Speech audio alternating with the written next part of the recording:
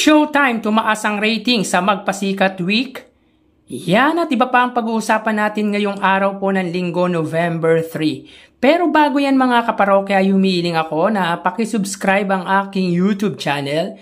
Pakiclick ang bell icon para una kayong manotify sa mga bagong video na ilalabas ko. At pakidamay nyo na din na i-follow ang aking Facebook page na Mega TV at ang aking TikTok account na Kaparokya TV. Maraming salamat! Mga kaparokya, umpisa natin ang ating kwentuhan sa inilabas na write-ups ng Lion Here TV patungkol nga sa ratings ng It's Showtime this past Magpasikat Week. Ayon dito sa write-ups ng Lion Here TV mga kaparokya, It's Showtime surges in ratings during Magpasikat Week. Well, analyze natin to mga kaparokya, pero unahan ko na po kayo. Meron po kasi akong sariling pananaw sa ratings na ibinibigay ng AGB Nielsen para po sa noontime show. At ito nga po yung average ratings. Meaning, mas bumabase po tayo sa average, hindi sa taas ng numero. Dahil alam naman po natin mga kaparokya, pagdating sa ratings ay mataas po talaga ang numbers ng It's Showtime when it comes sa ratings nga po mga kaparokya. Pero kung consistency ang pag-uusapan, ay ganun pa din po ba ang It's Showtime? May nagko-comment po kasi sa ratings na ibinibigay ko, kesyo bias daw ako at pilit ko daw ipinapanalo ang Eat Bulaga. Pero para sa akin mga kaparokya, kung ang It's Showtime man ang disadvantage or let's say ang Eat Bulaga po ang nasa posisyon ng It's Showtime, yung 5 TV station, malawak at malakas ang signal at yung pinagsamang solid viewers ng ABS-CBN at GMA at meron ding limited na pwedeng i-guest, ay ganun pa din po ang magiging stand ko. Maglalagay pa rin po tayo ng average ratings. Hindi nyo maintindihan yung mga kaparokya kasi hindi kayo bukas sa katotohanan. Anyways, nitong Magpasikat Week mga kaparokya, October 21 hanggang October 26, kung di ako nagkakamali, or 25. Sa October 21, araw po ng Lunes kung saan ang performer nito ay ang grupo ni Vice Ganda. Sila po ay may ratings na 8.2%.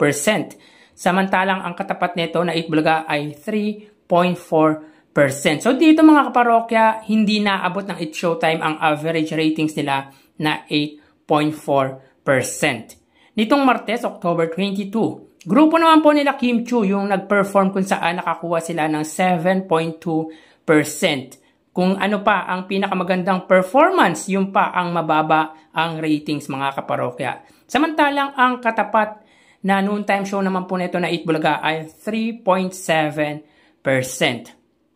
So again, dito ay hindi po nila naabot ang average ratings nila. Both noontime show po ay hindi po naabot ang average ratings. Nitong Miyerkules naman, October 23, kung saan sila Vong Navarro naman ang performer ay may 9% at ang Eat Bulaga naman po ay may 4.5%. Dito mataas ang ratings ng It's Showtime pero mataas din po ang sa Eat Bulaga, meaning parehas po nilang naabot ang average ratings nila. Nitong Huwebes naman po, October 24, wherein Ann Curtis yung mga nakasalang na performer, kung saan nakakuha ito ng 8% at ang Eat Bulaga po ay 4.2%. So dito mga kaparokya, ang Eat Bulaga lang po ang nakaabot ng average rating. So meaning tinalo po nila ang It's Showtime. Nitong nagdaang Biyernes naman po, October 25, kung saan sila Jong Hilario yung performer, sila po ay nakakuha ng 8.2% at ang Eat Bulaga naman po ay 4.1%. So dito ay muli na namang naabot ng Eat Bulaga ang average ratings nila, kabaligtaran naman po ng It's Showtime. At nitong Sabado kung saan tinanghal na kampyon ang grupo ni Kim Chu na nakakuha po ng pinakamababang ratings sa buong Magpasikat Week. So dito ang It's Showtime ay 8.1% at ang Eat Bulaga naman po ay 3.5%. So dito wala pong umabot sa average ratings nila. So wala pong nagwagi sa araw na yan. Sige, sagutin natin yung write-ups na to ng Lion Here TV. Tama po, tumaas nga po ang ratings ng It's Showtime sa Magpasikat Week dahil ang tagal po na na-stuck po sila sa 6 to 7% ang ratings na nakukuha nila.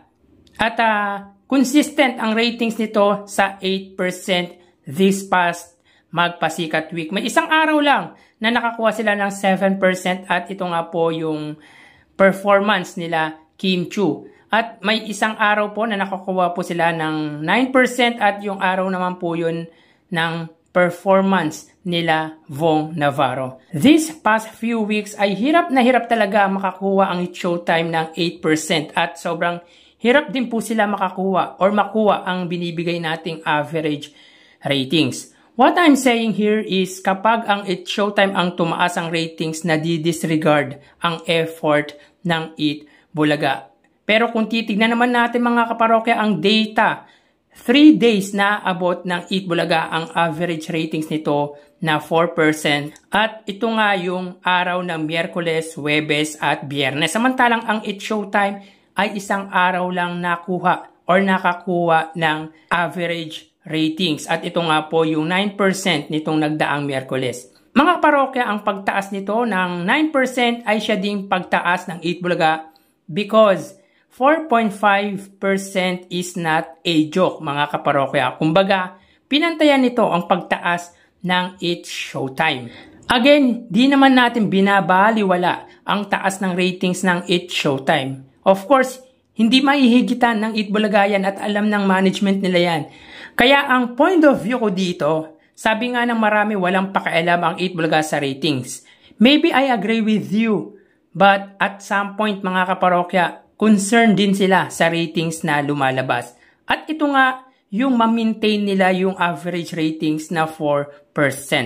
Yes, tumaas naman po talaga ang numbers ng It's Showtime, pero di nila naabot yung average ratings nila na 8.4%. So that magpasikat week is dominated ng Eat Bulaga dahil when it comes to average ratings, dahil 3 times nakuha ng Bulaga ang average ratings nito samantalang once lang pong nakuha ng It's Showtime ang average ratings. Siguro ang sinasabi ng Lion Here TV dito ay umaabot po sila ng 8%, 9% sa magpasikat week.